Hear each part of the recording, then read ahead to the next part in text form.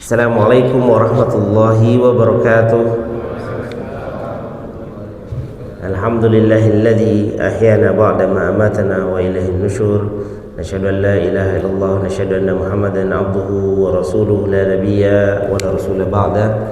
Rabbi shrah lana sudurana wa yassir lana umurana wa hlul 'uqdatam min lisanina yafqahu qawlana. Allahumma faqihna fid dini wa 'allimna at-ta'wila. Bapak Ibu sedang jamaah subuh yang dimuliakan Allah, sehat semua? Masya Allah, itu yang penting ya Pak. Nikmat sehat yang kita terima, kita syukuri, karena banyak orang-orang yang mungkin menginginkan nikmat itu, tapi Allah kasih sama kita, dan Allah kasih nikmat iman sehingga kita bisa hadir di masjid ini. Karena banyak orang-orang yang mungkin diberikan kesehatan tapi tidak diberikan keimanan, sehingga tidak tergerak untuk beribadah. Yang ketiga, Allah kasih nikmat kesempatan sehingga sampai kita di sini. Ada orang yang sehat, punya keimanan, lalu kemudian tidak diberikan kesempatan karena bisa jadi dalam safar atau dalam perjalanan. Alhamdulillah kita bisa hadir di sini semua. Dan Bapak Ibu, kita bersalawat ke salam kepada Nabi Muhammad sallallahu alaihi wasallam dengan ucapan Allahumma shalli ala Muhammad wa ala ali Muhammad. Ini dari beberapa masjid gitu ya, Ustaz Alwi? 5 masjid. Masya Allah. Jauh-jauh jaraknya. Ke sana berapa kilo?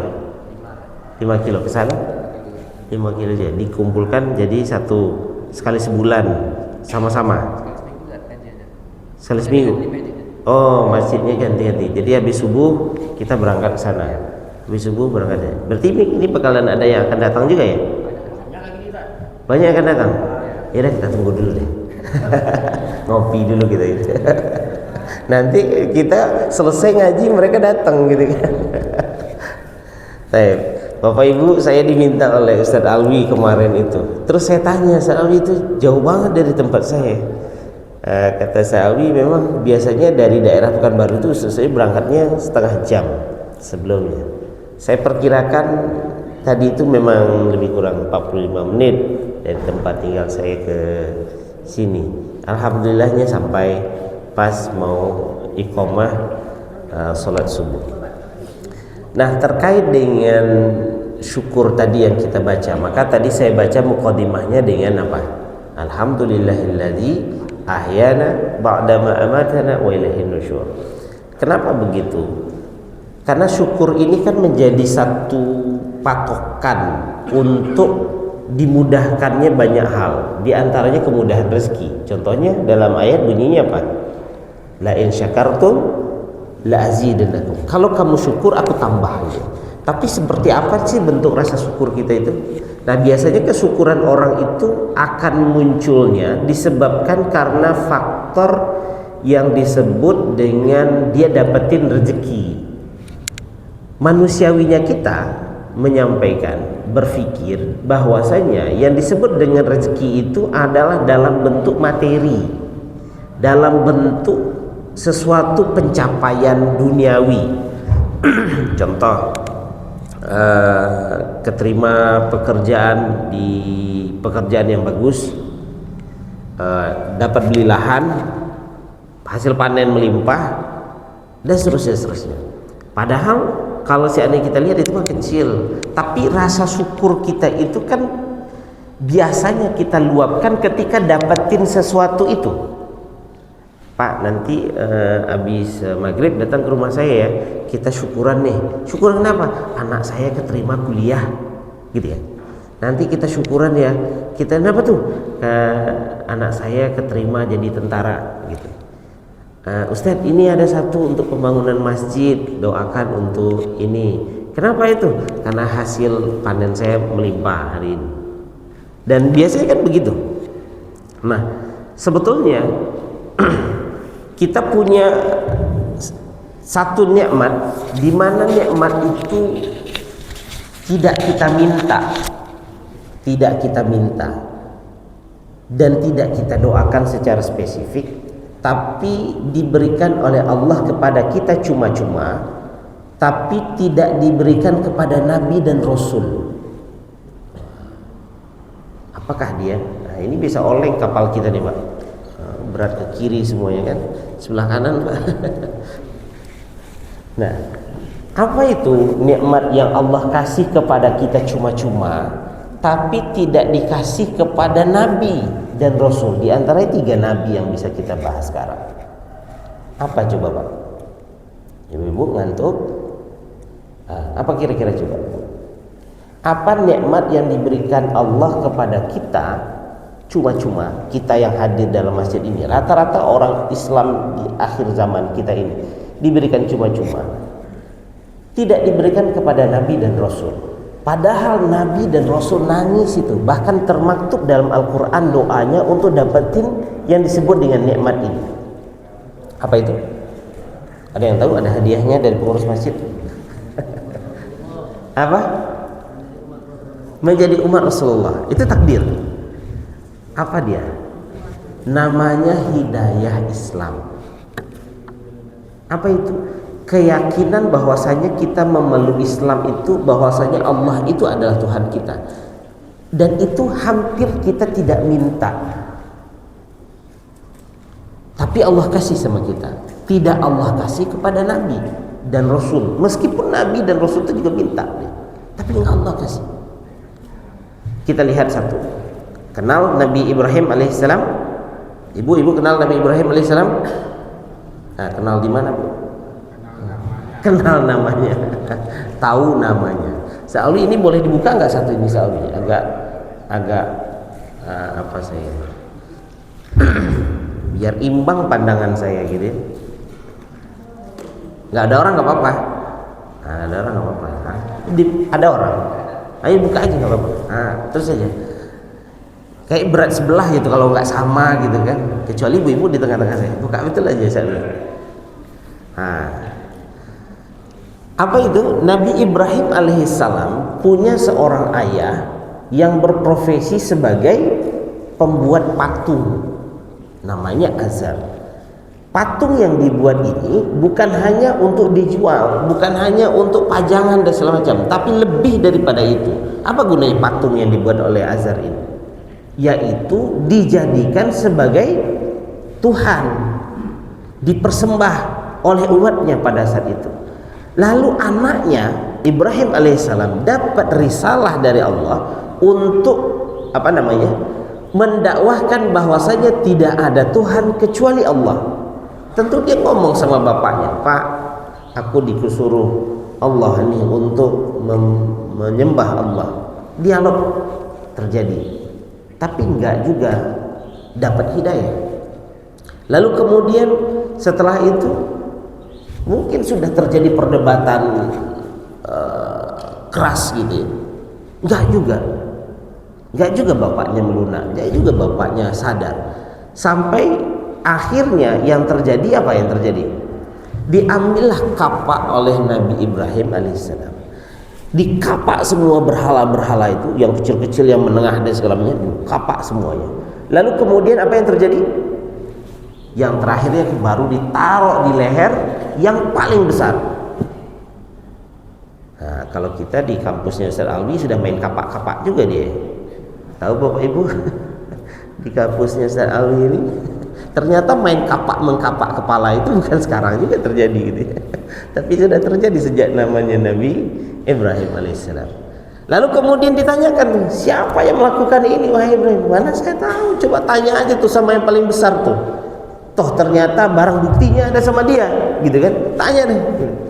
Bagaimana dia bisa melakukan itu? Bagaimana dia bisa menjawab? Dia kan patung katanya kan.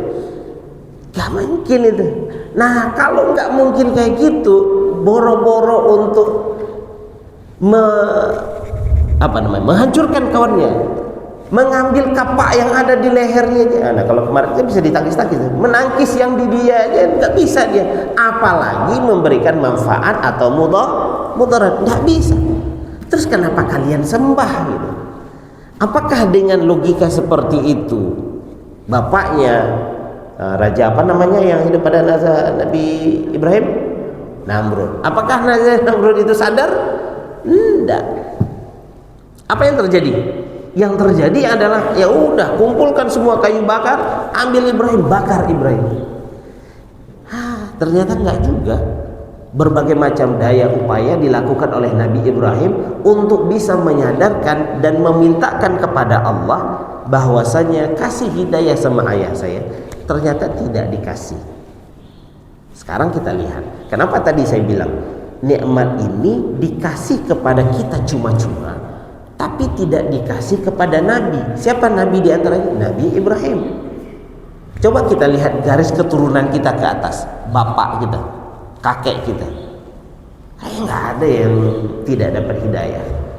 Paling-paling gitu ya, nauzubillah, paling-paling nggak taat aja, tapi dia ngecapin tetap la ilaha illallah, dalam KTP-nya Islam. Dia paling itu orang tua kita dan keturunan kita ke atas itu paling minimalnya sholat pada hari Idul Adha dan Idul Fitri, tak ini.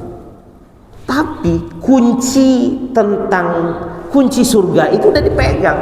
Kenapa? Kunci surga itu kan siapa yang mengucapkan la ilaha illallah, meskipun akan masuk surga gini, meskipun akan dicelupin dulu dalam neraka berkali-kali, itu terserah oleh dia.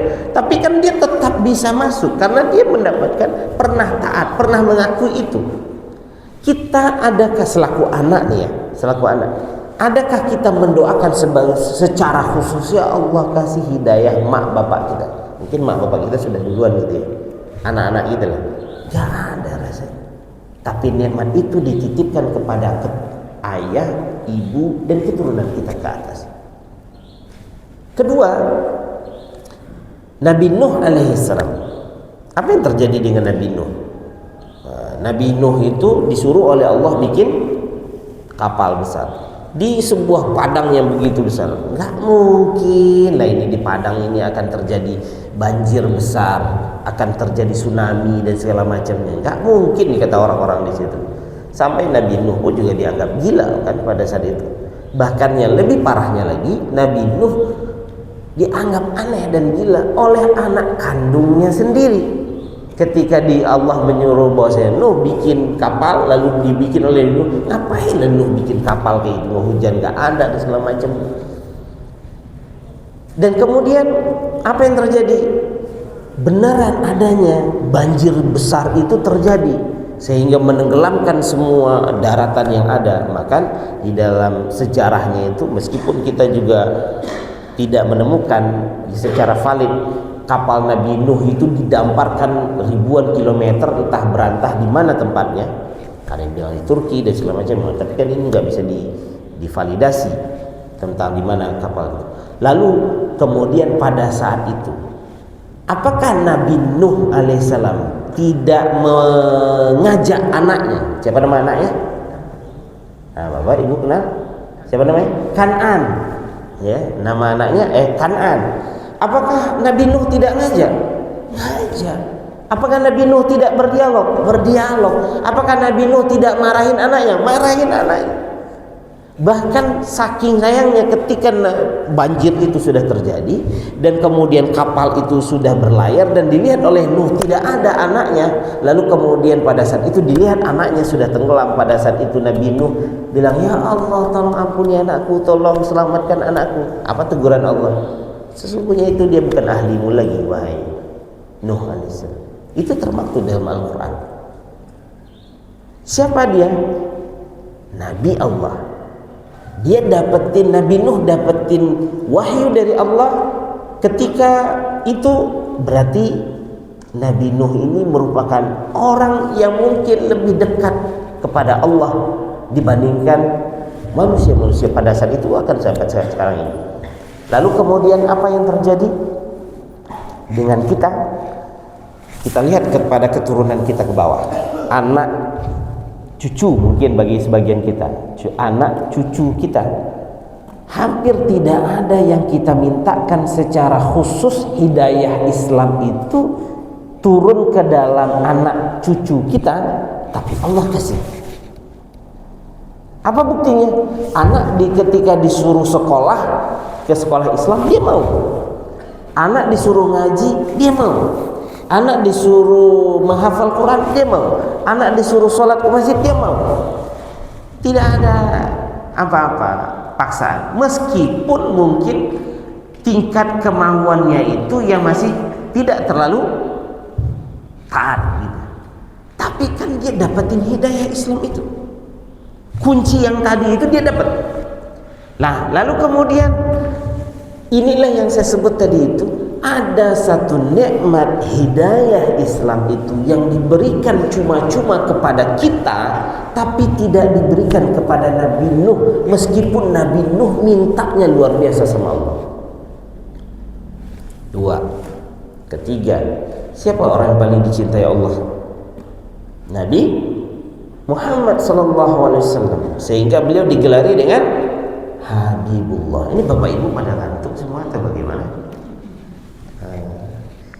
Ini kayak kapal Nabi Nuh juga kita nanti oleng ke kiri lagi ya. Jadi bapak-bapak yang sebelah kanan kalau nggak terlihat oleh saya mohon maaf ya, karena banyak kan di sebelah kiri. Nah, Nabi Muhammad SAW kekasihnya Allah digelari dengan Habibullah, penghulunya Nabi dan Rasul. Wahyu itu bisa didapatkan oleh Nabi Muhammad. Lalu kemudian pada saat itu Nabi Muhammad ini disuruh oleh Allah untuk mendakwahkan Islam. Lalu kemudian ada seorang yang menjaga Nabi. Nabi kan ketika lahir Halimatus Sa'diyah, ya kan? Kemudian dirawat oleh ibunya wafat, dirawat oleh siapa? Siapa Pak? Kakeknya. Siapa nama kakeknya? Abdul Muthalib. Terus kakeknya meninggal, dirawat oleh pamannya. Siapa namanya? Abu Thalib. Dalam periwayatan, dalam perawatan Abu Thalib itu lama sekali. Abu Thalib itu yang menjaga Nabi dan bahkan membela Nabi. Kalau seandainya ada yang ganggu Muhammad, lawan saya gitu. Dia yang menjadi salah satu yang menjadi tameng. Jadi kalau seandainya ada Abu Thalib, hampir gak ada orang yang berani mengusik Nabi Muhammad, termasuk juga pamannya namanya Hamzah. Lalu kemudian apa yang terjadi dengan Abu Thalib? Dalam sebuah riwayat dinyatakan ketika ajal itu datang, ya, Abu Thalib itu sudah terbaring, sudah mau sakaratul maut. Nabi Muhammad datang ke situ dan menemukan juga ada Abu Jahal di situ. Lalu kemudian Nabi Muhammad mencoba mentalkinkan, ya ammi, wahai pamanku, cobalah ucapkan ini, la ilaha illallah Muhammad Rasulullah. Ini kalimat yang menjadi hujjah bagiku untuk bisa menyelamatkan engkau, atau hujjah bagiku nanti di akhirat kelak nanti. Wah, namanya Abu Jahal itu kan. Lalu kemudian, "Hai Abu Thalib, apakah engkau benci dengan agamanya Abdul Muthalib sebelumnya?" Akhirnya dalam riwayat itu dinyatakan Abu Thalib tidak mengucapkan itu. Apakah Nabi tidak minta? Nabi minta, tapi tidak Allah kasih khusus kepada Abu Thalib berdasarkan riwayat ini. Nah, jangan diperdebatkan di mana nanti Abu Thalib. Nah, itu wallahu a'lam bishawab. Itu bukan perkara kita. Sekarang kan menjadi permasalahannya itu jamaah seringkali menanyakan sesuatu yang tidak diketahui oleh jamaah, apalagi diketahui oleh ustadznya. Apa itu? Di mana ayah dan ibu saya? Ya, itu jangan masuk ke wilayah-wilayah itu, karena itu masalah ghaib yang tidak bisa kita ini. Meskipun ada dalil, kita tawakuf di situ. Nggak usah menjadi perdebatan, karena kita juga nggak tahu.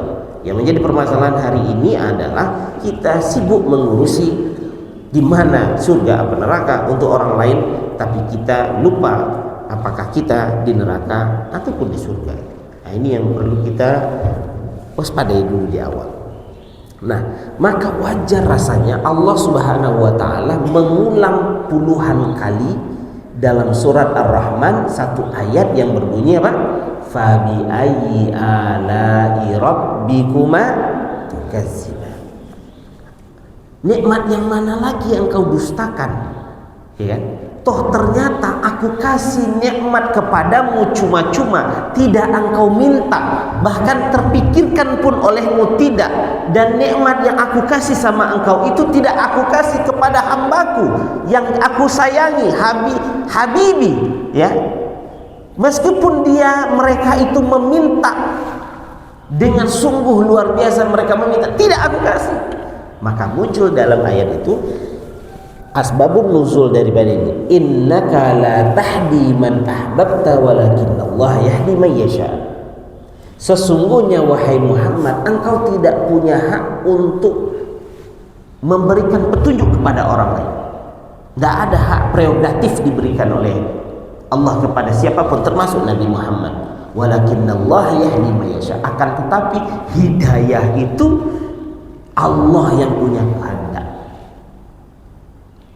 Maka oleh karena itu mintalah untuk ditetapkan hidayah itu. Ya muqallibal qulub, ya. Wahai yang membolak-balikkan hati, tsabbit qulubana ala dinik wa ala ta'ati. Tetapkan hati kami. Rabbana la tuzigh qulubana ba'da idh hadaitana. Jangan engkau hilangkan nikmat itu setelah engkau tunjukkan kami. Maka saya selalu setiap kali ada ceramah begini, ada doa-doa kayak gitu berdasarkan riwayat gitu itu kita titip sama imam. Jadi selalu titip kita untuk bacakan, yang Bapak Imam juga di masjid-masjid yang lain, yang 5 masjid yang lain, bacakan doa ya muqallibal qulub tsabbit qulubana ala dinik, dibaca. Dan kita jamaah meskipun kita nggak hafal ya kita ngaminin aja. Yang kedua, Rabbana la tuzigh qulubana, jangan engkau hilangkan hidayah itu, titip selalu. Kenapa? Karena itu nikmat yang Allah berikan kepada kita cuma-cuma, dan luar biasanya nikmat itu adalah kunci surga. Nikmat hidayah Islam itu adalah kunci surga. Nah, maka menjadi permasalahan bagi kita hari ini adalah karena sudah diberikan nikmat itu cuma-cuma, maka peliharalah dia. Bagaimana cara memeliharanya? Satu, dengan minta doa tadi itu. Nggak hafal doanya, nggak apa-apa, titip sama imam. Ya, tapi jangan nitip sama imam terus. Kecuali Bapak Ibu mau mengikat Ustaz Alwi seumur hidupnya di sini. Tahu cara ngikatnya? Tahu cara ngikatnya? Sedang diusahakan. Ya, ini menjadi masalah kan, dia sudah hafal banyak doa yang kita pelajari setiap minggu kan.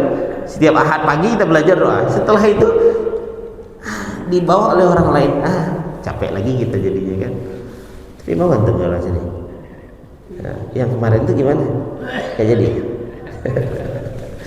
Saya bismillah. Nah, yang kedua, bagaimana cara kita untuk bisa mensyukuri nikmat Allah yang diberikan kepada kita? Belajar Islam itu yang baik. Bagaimana cara belajar Islam yang baik itu? Belajari Al-Quran dengan baik. Kenapa? Al-Quran ini merupakan mukjizat Nabi yang paling besar. Mukjizat Nabi Musa apa ya, Pak? Tongkat bisa jadi ular. Yang lebih besar lagi, bisa membelah lautan. Mukjizat Nabi Ibrahim tidak terbakar oleh api. Mukjizat Nabi Muhammad SAW yang paling besar adalah Al-Quran. Kalau seandainya kita datang ke Mesir, lihat Laut Merah, lalu kemudian ada pemandu wisatanya bilang, nah Bapak Ibu para wisatawan semua, perhatikan baik-baiknya. Disinilah Nabi Musa menokokkan tongkatnya. Pada saat kita lihat, Masya Allah, luar biasa. Segitulah panjangnya Nabi Musa melewati lautan. Masya Allah, luar biasa. Takjub kita kan. Tapi kalau seandainya Nabi Muhammad, Bapak Ibu, ini Al-Quran yang menjadi mukjizat Nabi yang paling besar. Biasa aja. Kenapa biasa aja? Karena berbentuk mushaf saja. Nah, di mana letak kemukjizatan Quran itu? Letak kemukjizatan Quran itu ada pada isinya. Hanya orang yang betul-betul memahami isinya saja yang menyadari itu mukjizat Nabi. Kalau kita nggak ngerti isi daripada Quran itu, maka kita juga nggak akan pernah memahami, oh ini adalah mukjizat yang paling besar. Enggak, kita hanya melihat biasa saja. Nah, bagaimana caranya? Setelah kita lihat, pedalami Al-Quran itu. Karena Umar bin Khattab itu adalah orang yang paling bagak itu di mana? Pada masa itu, sebelum masuk Islam itu paling ditakuti. Bagaimana keislamannya Umar bin Khattab? Pakai pedang, Umar, engkau masuk Islam atau tidak? Tidak. Umar, ini ada duit sekoper untukmu, masuk Islam? Tidak. Umar, engkau jadi khalifah habis ini, tapi masuk Islam. Tidak. Bagaimana keislamannya Umar? Umar itu masuk Islam, dia dengar adiknya, kabarnya sama iparnya udah masuk Islam duluan. Akhirnya dia ngendap-ngendap di rumah adiknya. Dia dengerin adiknya baca surat Toha. Dia baca surat Toha. Akhirnya dia masuk ke dalam. Apa yang kau baca nih? Sampai ditampar Fatimah adiknya itu. Lalu kemudian pada saat itu apa yang terjadi? Umar itu luluh lantak hatinya mendengarkan surat Toha tadi. Tapi kita setiap hari diperdengarkan ayat Quran sebelum sholat, sama nggak kayak di kampung saya? Pakai ngaji-ngaji dulu. Itu biasa aja hati kita. Kenapa? Karena kita nggak paham. Nah, maka oleh karena itu pahami, belajari Al-Quran itu sesuai dengan kaidah. Karena banyak orang salah di dalam memahami Al-Quran itu sendiri. Apa buktinya? Kita bahas ya. Tadi Ustadz Alwi baca di rakaat kedua itu surat apa ibu-ibu? Alam Nashrah. Kita bahas 2 ayat saja. Bagaimana pemahaman yang tepat daripada ayat ini. Ayat 5 dan 6. Fa inna ma'al usri yusra. Inna ma'al usri yusra. Apa artinya? Hah? Ngantuk Pak? Kopi ada enggak? Terjemahan yang seringkali kita dengar selama ini adalah sesungguhnya sesudah kesulitan ada kemudahan. Sehingga muncullah Kartini bikin sebuah buku berjudul apa? Setelah gelap terbitlah terang. Nah, tenang aja lah, setelah kesulitan ini ada kemudahan nih. Kan kita selalu bilang begitu. Pertanyaan betul atau tidak? Salah. Loh kok salah? Coba kita lihat. Saya dulu, ini pengalaman pribadi aja. Kalau seandainya sama, alhamdulillah. Tapi kalau tidak sama, berarti nasib kita berbeda. Pada zaman saya SMA, pada zaman saya MTS, Sanawiyah, bapak saya itu petani dan peternak. Jadi abang-abang saya itu kalau mau kuliah harus di negeri. Kalau nggak negeri nggak punya duit. Karena saya tinggal di kaki Gunung Merapi. Jadi kalau mau kuliah jual sapi dulu satu. Semester besok abang saya bayar SPP, jual sapi satu lagi. Besok kakak saya kuliah lagi, jual sapi lagi. Pas nyampe saya, sapinya sudah mulai habis. Maka pada saat itu bapak saya bilang, kamu harus kuliah di negeri, sekolah di negeri. Akhirnya saya harus daftar, belajar yang rajin, daftar. Masuklah saya di MAPK namanya, di Padang Panjang. MAPK itu hanya 5 di seluruh Indonesia, terima cuma 40 orang. Di Sumatera ini Aceh, Medan, Jambi, Sumatera Barat, Riau, Bengkulu. Nah, itu orang yang masuk ke situ. 40 orang. Yang daftar ratusan orang. Alhamdulillah lulus. Setelah lulus di situ, tamat lagi situ 3 tahun. Kata bapak saya, kuliah di negeri. Kalau enggak, bapak enggak punya duit. Belajar yang rajin. Akhirnya saya lanjut kuliah. Kan sulit tuh. Sudah tamat SMA kan sulit lagi. Gimana lagi deh? Ya kan? Lalu kemudian saya dapat kuliah di Jakarta dulu, di UIN Syarif Hidayatullah Jakarta. Itu program kerjasama antara Al-Azhar Mesir dengan UIN Jakarta, namanya Fakultas Dirasat Islamiyah, seluruh Indonesia. Yang lulus di situ cuma 70 orang, tidak lebih. Belajar yang rajin, akhirnya lulus. Kemudian saya tambah kuliah saya lagi satu lagi namanya di Institut Ilmu Hadis Darussunnah. Itu lebih gila lagi. Apa itu? Yang masuk ratusan orang, yang diterima cuma 10 orang setahun. Tahun pertama saya tes nggak lulus. Tahun kedua saya tes, alhamdulillah lulus. Susah nggak masuk kuliah itu dulu? Susah, ya kan? Susah. Lalu kemudian kan namanya pulang merantau, pulanglah saya ke kampung saya. Lalu kemudian pas nyampe di kampung, pas lebaran lah ya pulangnya. Itu orang kampung saya nanya kayak gini, sudah tamat kuliah? Kan sudah 3 tahun kita kuliah tuh. Sudah tamat kuliah? Belum. Kenapa belum lagi? Memangnya gampang itu bikin skripsi? Susah. Akhirnya balik rantau lagi, belajar lagi, rajin dan segala macamnya. kesulitan dalam skripsi itu dihadapi dan selamanya lulus, pulang kampung. Pertanyaan orang berubah lagi. Tapi sudah selesai pertanyaan orang. Tidak. Orang nanyanya apa lagi? Udah kerja? Akhirnya pakailah istilah lagunya Minang, rantau dan pajawah. Rantau lagi, dapat kerjaan, lebaran pulang kampung lagi. Saya rasa sudah bangga, saya sudah sarjana, sudah punya pekerjaan. Temu orang, Pak, sehat Pak. Udah kerja? Sudah. Selesai pertanyaan orang? Belum. Lah babi ini. Itu pertanyaan yang sering muncul antum tuh. Jangankan pulang kampung antum ya, di sini aja itu pertanyaan orang selalu itu. Gampang apa susah tuh? Ayo. Susah bagian tuh. Sebelum antum saya juga duluan. Nah, apakah beliau udah tamat ini, gubernur mahasiswa beliau dulu kan? Susah dapetin istri, sama kayak saya dulu susah.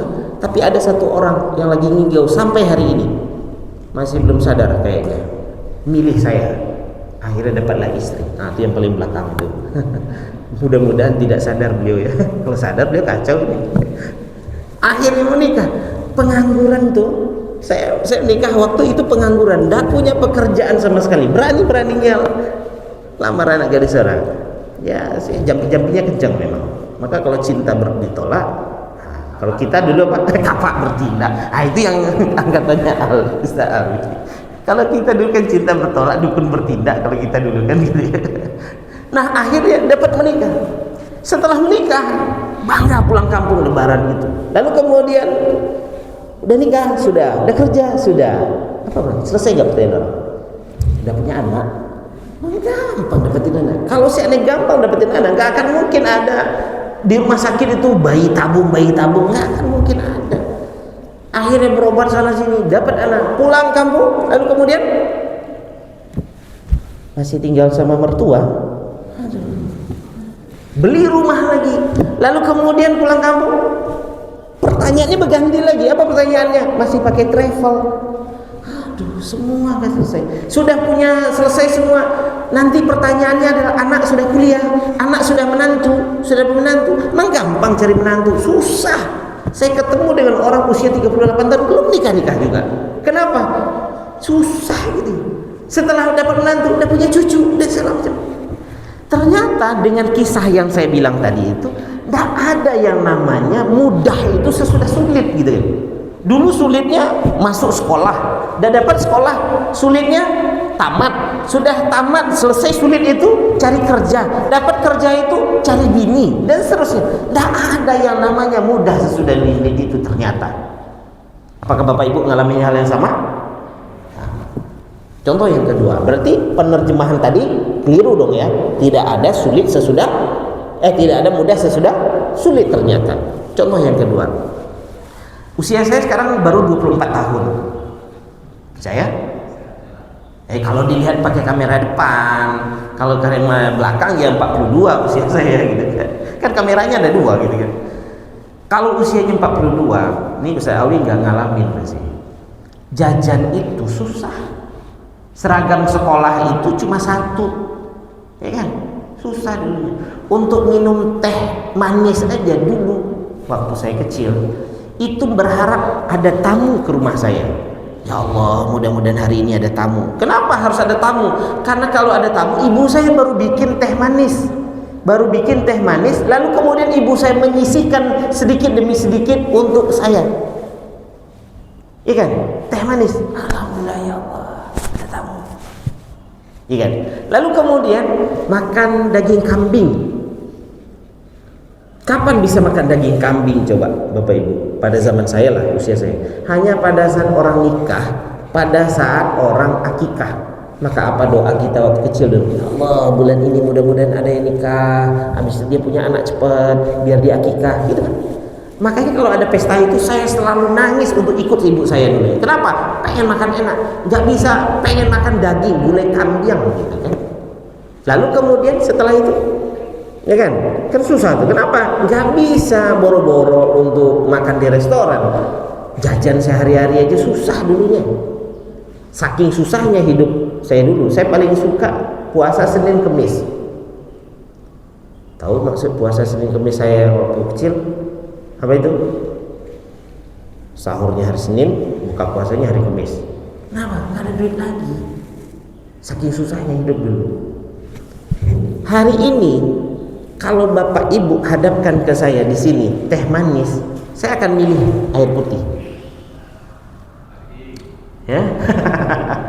Bapak-bapak kalau seandainya nanti bertamu di tempat orang lain, itu kita akan apa namanya? Kalau seandainya nggak usah pakai gula, nggak usah pakai gula, ya kan? Kenapa? Kenapa nggak mau minum teh manis lagi? Karena saya pernah pernah masuk rumah sakit, pernah masuk hotel yang di depan itu bagus hotelnya, dicek-ceknya kita, terus dirawatnya gitu. Apa kata orang yang merawat itu? Bapak hindari minum gula ya, ini kadar gula darahnya sudah tinggi dan segala macamnya. Apakah hari ini nggak bisa beli gula? Banyak tuh, satu biji sawit aja dapat sekilo tuh, ya kan? Sekilo gula. Kenapa? Karena ada faktor apa namanya? Faktor kesehatan kan, yang menyebab kita nggak bisa makan minum gula. Atau gulai kambing. Saya hari ini kalau seandainya Bapak hadapkan gulai kambing atau kepala kambing, saya juga nolak. Bukan basa-basi, memang nggak minum teh manis lagi, nggak minum gula lagi, nggak minum karbo lagi, nggak makan itu lagi. Gulai kambing. Qadarullah saya pernah punya usaha rumah makan yang menu utamanya itu kambing. Saya pernah punya usaha rumah makan Arab, nasi Arab. Makanan gulainya itu apa? Lauknya itu kambing. Setiap hari ada 2 kambing yang saya dipotong di tempat saya itu. Kepala kambing itu hampir nggak terjual, ya. Bisa dimasak setiap hari. Tapi saya nggak makan. Apakah nggak punya duit? Kita sendiri kok di kulkas sendiri kok ini. Padahal sampai hari ini masih ada kambing di kulkas tempat saya itu yang di stok ya. Apakah dimasak? Yang dimakan telur saja setiap hari. Pertanyaannya kenapa? Kalau yang makan kambing, kolesterol, apa lagi? Asam urat. Apakah nggak punya duit? Punya. Bahkan kita yang punya malah. Berarti tidak ada yang namanya mudah sesudah sulit. Yang adanya itu kalau zaman dahulu kita nggak bisa minum gula, nggak bisa makan gulai kambing dan segala macam karena memang nggak punya duit, kesulitannya ekonomi. Tapi hari ini kesulitan kita tidak bisa makan kambing dan tidak bisa minum gula itu karena faktor kesehatan. Berarti penerjemahannya keliru tadi. Dari ayat tadi itu ada 4 penerjemahan yang harus kita perbaiki. 1, yang benar dari penerjemahan itu adalah bersamaan dengan sulit ada kemudahan. Bukan sesudah sulit ada mudah, tapi bersamaan dengan sulit itu ada mudah. Apa buktinya? Sekarang ketika dulu waktu kita kecil tidak bisa minum teh manis itu karena nggak punya duit, tidak bisa makan gulai kambing itu karena nggak punya duit, ya kan? Sulitnya ekonomi, tapi mudahnya pada zaman dulu orang tua ngatur kita, Pak. Kita udah ngarit rumput dulu, SD sudah siapin rumput, pulang sekolah ganti baju langsung ambil karung rajut, lalu ambil sambil rumput, pergi ke ladang orang ambil rumput dan segala macamnya, pulang jam 3 sudah selesai, kemudian pergi ke lapangan main bola, setelah itu mandi ke pincuran, mandi juga nggak di rumah, Pak, ke pincuran, Pak, setengah kilo jalannya ke lembah, Pak. Lalu ketika di rumah itu di tempat mandi itu apa yang kita lakukan? Cuci sendiri baju yang kita pakai. Lalu tenteng jerigen 1 untuk masak air di rumah, naik bukit lagi, turun lembah lagi dan segala macamnya. Lalu kalau seandainya sudah jam 5:30 kita sudah sampai di rumah, lalu kita mau pergi main ke warung, ke simpang, ke lapangan, mak bapak kita izin, mak izin, pak izin, kemana? Ke lapangan. Bapak kita cukup bilang gini aja, kemana? Dengan matanya yang cukup melotot dan merah seperti merahnya mata saya hari ini, karena bapak saya matanya merah kayak gitu. Dengan tatapannya yang begitu, nggak berani keluar, Pak. Nggak berani keluar, ya kan? Dan kita anak-anak yang perempuan pada zaman itu selesai urusan dapur sama dia, masak rendang sudah bisa dan segala macamnya. Berarti sulitnya kita dulu sulit ekonomi, tapi mudahnya kita, orang tua kita ngatur kita mudah, Pak. Lalu kemudian hari ini hampir tidak ada anak-anak yang tidak jajan hari ini. Tidak ada anak-anak yang nggak bisa beli es teh manis di mana-mana bisa dijual dan segala macam. Tidak ada anak-anak yang tidak jajan. Tidak ada anak-anak yang tidak makan seperti yang saya bilang tadi itu. Tapi menjadi permasalahan hari ini apa? Mak, izin mak, mau kemana? Ke lapangan. Jangan, udah sore dan lain-lain. Oh enggak, sebentar mak. Tinggi nada kita, dia lebih tinggi lagi nadanya. Bahkan lebih parah daripada itu apa? Kalau kita zaman dulu baju kita cuci sendiri, Sabtu kita cuci sepatu, cuci kaos kaki yang cuma satu, bahkan sepatu kita itu sudah kayak buaya juga dia di dalam. Hampir hari ini anak-anak nggak ada, robek sedikit aja ganti baru.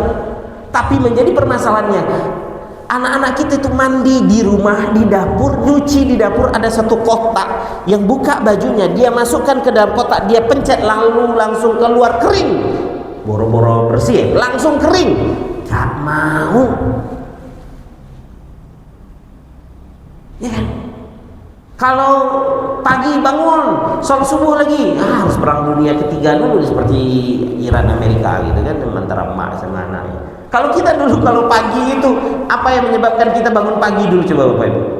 Kebelet pipis dan tidak bisa pipis di sudut rumah, harus pipis ke pinjuran. Itu yang menyebabkan kita itu cepat bangun dulu. Gampang. Berarti penerjemahan yang benar adalah bersamaan dengan sulit itu ada kemudahan. Jadi apa dampaknya? Dampaknya adalah tidak boleh lagi bersuuzon sama Allah. Yang kedua, penerjemahan, aduh, waktunya cepat sekali berlalu. Izin saya tambah ya sana. Yang kedua, berarti penerjemahan yang benar apa tadi? Sulit itu sesudah kemudahan atau sama kemudahan? Sama kemudahan.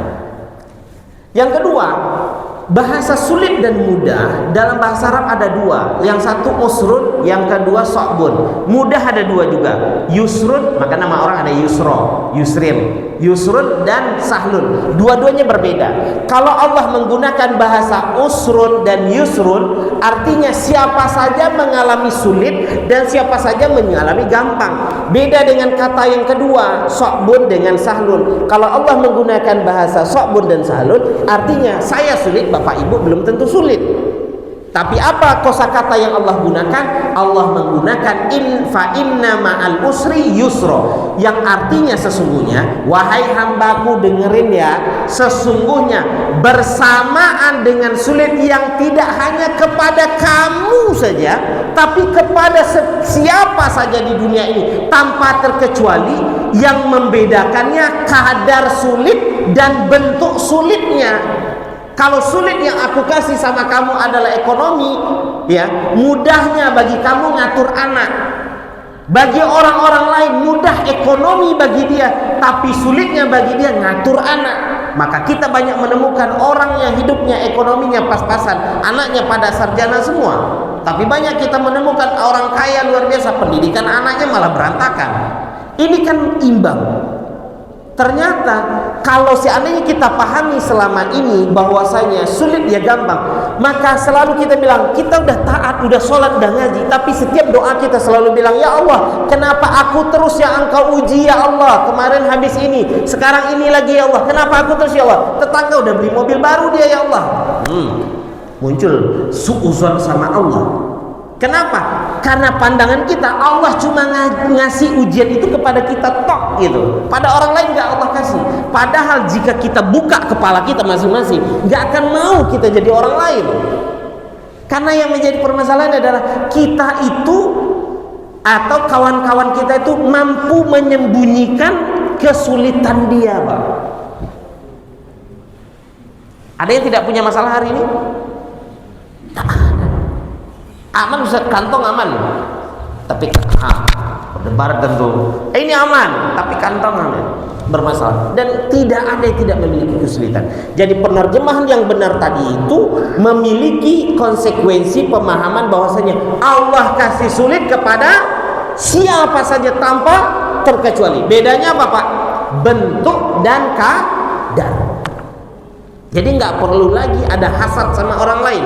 Jadi kalau diterjemahkan dengan baik dan benar ayat tadi itu, maka satu akan menghasilkan berhusnuzon sama Allah.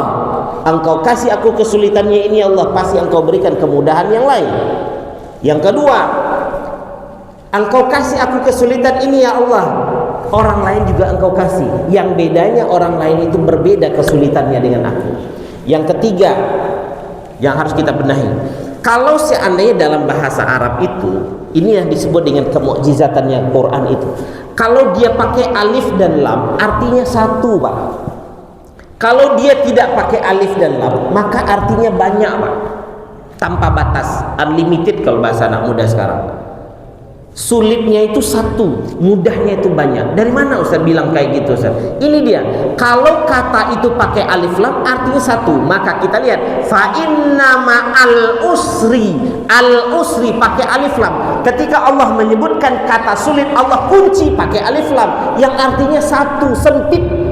Tapi ketika Allah buka yang sebutkan dengan kemudahan, Allah buang alif lamnya, yusran, dengan banyak kemudahan. Jadi sulit yang Allah kasih sama kita cuma satu doang, tapi kemudahan Allah kasih banyak. Tapi memang dasarnya kita ini manusia yang gak pernah bersyukuri tetap Allah kepada Allah. Kita selalu bilang bahwasanya gara-gara satu ujian saja kita nafikan nikmat Allah yang lain. Maka wajar Allah bilang dalam ayat tadi, fa bi ayyi ala'i rabbikuma tukadziban. Buktinya apa? Buktinya adalah Allah memang uji kita, panen kita hari ini bermasalah mungkin, tapi ngeluh kesahnya kita luar biasa. Tapi kita lupakan nikmat sehat yang Allah kasih, nikmat sehat yang Allah kasih, nikmat anak aman yang Allah kasih, nikmat negara kita aman. Dalam hadis Nabi dinyatakan begini, jika engkau menemukan badanmu sehat, keluargamu sehat, satu. Yang kedua, masyarakat sekitarmu itu aman, tidak perang seperti Israel dan Iran sekarang, nggak berbunyi kayak gitu. Yang ketiga, apa yang akan engkau makan pada hari itu tersedia, maka dunia sudah berada di genggamanmu. Maka wajar orang kita bilang apa? Gara-gara nila setitik rusak susu sebelahan. Gara-gara satu ujian saja Allah uji kita dengan satu ujian saja, tapi kita nafikan nikmat Allah yang lain. Maka ketika kita pelajari ayat ini dengan baik dan benar, maka kita akan menjadikan orang yang bersyukur. Kenapa? Allah uji satu, tapi masih ada nikmat yang lain yang harus kita syukuri. Yang keempat, ini satu lagi. Habis ini tanya jawab 5 menit aja sebelum berbunyi belnya. Yang keempat, kan diulang 2 kali tuh. Fa inna ma'al usri yusra, inna ma'al usri yusra, diulang 2 kali. Apa faedahnya dalam ulumul Quran diulang 2 kali ayat itu? Apakah sekedar pengulangan saja? Tidak. Apakah sekedar menguatkan saja? Tidak. Tapi apa maknanya? Nah, ini saya jelaskan. Kalau seandainya kalimat diulang 2 kali, kalimat itu kata itu diulang 2 kali, yang satu pakai alif lam dan kalimat dan kata kedua sama pakai alif lam, maka barangnya satu. Barangnya satu, orangnya satu, bendanya satu. Tapi kalau tidak pakai alif lam, meskipun katanya sama tapi berbeda itu, Pak. Contoh, masjid kita namanya masjid apa? Al-Ikhlas. Saya ulang, saya sholat subuh di Masjid Al-Ikhlas dan saya ngasih pengajian di Masjid Al-Ikhlas. Apakah Al-Ikhlas yang kedua sama dengan Al-Ikhlas pertama? Sama, itu kaedahnya. Sekarang dengerin, saya sholat subuh di Masjid Ikhlas dan saya ngasih pengajian di Masjid Ikhlas. Apakah masjid saya sholat dengan masjid saya kasih pengajian sama? Ulang lagi, kalau dia pakai alif lam satu, tapi kalau tidak pakai alif lam meskipun namanya sama berbeda. Paham? Saya ulang lagi, saya sholat subuh di Masjid Al-Ikhlas dan saya kasih pengajian di Masjid Al-Ikhlas. Di berapa masjid saya kasih pengajian dan salat? Di satu masjid. Kenapa? Karena sama-sama pakai alif lam. Tapi kalau seandainya saya bilang, saya sholat subuh di Masjid Ikhlas dan saya kasih pengajian di Masjid Ikhlas. Di berapa masjid saya? Bukan di mana-mana, dua masjid yang berbeda. Masjid Ikhlas ini satu, Masjid Ikhlas satu lagi satu. Saya sholat subuh di Masjid Ikhlas ini dan saya kasih pengajian di Masjid Ikhlas yang berbeda. Artinya apa? Ketika Allah menyebutkan bahasa sulit, Allah maksudkan dengan pakai alif lam. Sesungguhnya dengan satu kesulitan ini, nih saya contohkan lebih gampang.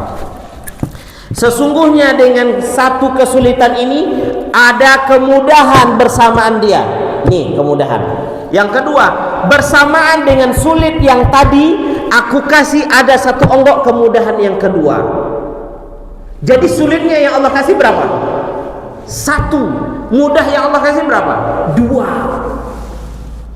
Makanya wajar Allah bilang fabi ayyi ala'i rabbikuma tukadziban. Ini baru dua ayat yang kita bahas. Saya berharap ada 6.666 ayat yang Masya Allah. Makanya wajar kalau Sayyidina Umar bin Khattab itu masuk Islam gara-gara karena dia memahami ayat Al-Quran itu dengan baik dan benar. Kesimpulannya dari kajian kita, tidak ada yang namanya mudah itu sesudah sulit. Yang adanya apa? Bersamaan dengan kesulitan itu ada kemudahan. Yang kedua adalah, apakah sulit yang Allah kasih itu cuma kita saja? Tidak, tapi siapa saja. Bedanya apa? Bentuk sulit dan kadar sulitnya. Tiga, sulit itu satu, mudahnya itu banyak. Sulit yang Allah kasih cuma satu, kemudahan dua onggok yang berbeda. Sebelum belnya berbunyi, adakah yang sesuatu yang perlu kita diskusikan terkait dengan tema kita kali ini? Yang bertanya silakan. Ada pertanyaan? Ini benar-benar berbunyi kan? Nah, kalau nggak ada pertanyaan saya tambahkan kayak gini. Ada pertanyaan Bapak Ibu? Nggak ada. Apa sih faedahnya harus ngaji Quran, ngaji tafsir seperti ini? Ngaji Quran dan tafsir ini, kalau seandainya gini, saya samanya, Quran itu pakai bahasa Ojo atau pakai bahasa apa? Bahasa Arab. Bahasa Arab itu bahasa yang paling indah di dunia, paling komplit di dunia. Contoh, apa arti Al-Baqarah? Sapi betina. Keliru Pak. Al-Baqarah itu artinya seekor sapi, gak ada jantan betinanya. Allah cuma menyuruh pada situ, potong seekor sapi. Tapi terjemahan di Quran terjemahan itu sapi betina. Itu yang harus diperbaiki. Saya punya teman yang bekerja di lembaga pentasi Al-Quran. Saya tanya, kenapa ada penerjemahan sapi betina di dalam Al-Quran itu? Dia jawab, memang sebelum tahun 2018 Kemenak menerjemahkan dengan sapi betina. Tapi sejak tahun 2018 Kemenak sudah merevisi bahwasanya terjemahan yang benar Al-Baqarah itu sapi tok gitu. Gak ada jantan atau betina. Ya kan? Lalu kemudian pada saat itu apa yang terjadi? Nah, kalau Bapak Ibu masih menemukan sapi betina terjemahannya sekarang ini, ada dua kemungkinan. Satu, dicetak sebelum tahun 2018. Yang kedua, dia dicetak 2024 Ustaz, tapi berarti tidak melalui lembaga pentasih Al-Quran, main cetak-cetak aja orang itu. Maka koreksinya di situ. Karena apa? Salah di dalam menerjemahkan, maka salah di dalam menafsirkan. Salah menafsirkan, salah memahami. Salah dalam memahami, maka salah di dalam beramal. Apa yang menyebabkan hidup kita sulit selama ini? Padahal kita sudah sujud, sholat dan taat semuanya. Syukur yang kurang. Kenapa? Karena sholat kita itu satu hal yang berbeda, syukur kita sesuatu yang berbeda juga. Syukur kita itu masih kurang gitu. Kenapa? Kita tidak mensyukuri nikmat yang tadi begitu banyak yang saya sebutkan dari awal tadi yang kita kaji. Tapi kita melupakan semuanya itu. Nah, itu yang menyebabkan. Dan kemudian Bapak Ibu, apa dampaknya salah dalam menerjemahkan Quran? Sekarang ini kan di sini cukup aman nih, bisa aman nih. 5 masjid bisa bersatu. Pekanbaru. Ini masjid ini. Baca Ka'bah dua buah. Ya kan? Padahal rumahnya di sini. Kenapa Bapak nggak sholat di sini? Abah kunut Ustaz itu di situ katanya kan. Terus kena itu bid'ah itu di segala macam. Ah, jangan. Ini kan mah enggak bunyi-bunyi. Enggak bunyi. Itu. Antum kan nanti kita lewat ya, bukan sholat suruk lagi kita habis ini, tapi sholat duha kita jadinya. Nah, berarti Bapak Ibu pelajarilah Al-Quran dengan baik dan benar. Ustaz Awi ini ikatlah, kalau enggak Bapak Ibu ikat cepat saya ngikat dia. Ya, karena dia jurusan tafsir, memang jurusan dia. Suruh dia ngaji tafsir di sini. Ya, kalau enggak Bapak Ibu ikat, saya ikat dia segera. Ya, itu sajalah yang bisa saya sampaikan. Mohon maaf jika saya ada kesalahan, kekhilafan yang terjadi selama saya menyampaikan ini. Kita sholat isya dulu 2 rakaat, kemudian baru kita ada ininya ya. Nah, itu. Ada sarapannya ya. Demikian, diberikan maaf yang sebesar-besarnya. Ala hadhihi niyyah wa ala kulli niyatin salihah. Al-Fatihah. Auzubillahi minasyaitonir rajim. Bismillahirrahmanirrahim. Alhamdulillahirabbil alamin arrahmanir rahim maliki yaumiddin. Iyyaka na'budu wa iyyaka nasta'in. Ihdinas siratal mustaqim. Siratal ladzina an'amta 'alaihim ghairil maghdubi 'alaihim waladdallin. Amin. اللهم اغفر لنا ذنوبنا ولوالدينا وارحمهم كما ربونا صغارا. اللهم اغفر لنا ذنوبنا وكفر عنا سيئاتنا وتوفنا مع الابرار. اللهم اغفر لنا ذنوبنا ولوالدينا وارحمهم كما ربونا صغارا. اللهم نور قبرهم كما نورت النهار بشمسك ونور قبرهم كما نورت الليلة بالقمر. اللهم وسع قبرهم وادخلهم جنتك الفردوس. اللهم أرنا حق حقا وارزقنا اتباعه وأرنا باطلا باطلا وارزقنا اجتنابه. اللهم أنت ربنا لا إله إلا أنت خلقتنا ونحن عبدك ونحن على عهدك ووعدك ما استطعنا. نعوذ بك من شر ما صنعنا. نبوء لك بنعمتك علينا ونبوء بذنبنا فاغفر لنا فإنه لا يغفر الذنوب إلا أنت. اللهم ربنا تقبل منا دعاءنا وصلاتنا وصيامنا وركوعنا وكل عباداتنا يا الله يا رحمن الراحمين. اللهم ارزقنا رزقا حلالا طيبا واسعا مباركا فيه. ربنا آتنا في الدنيا حسنة وفي الآخرة حسنة وقنا عذاب النار والحمد لله رب العالمين. Demikian Bapak Ibu, Assalamualaikum warahmatullahi wabarakatuh.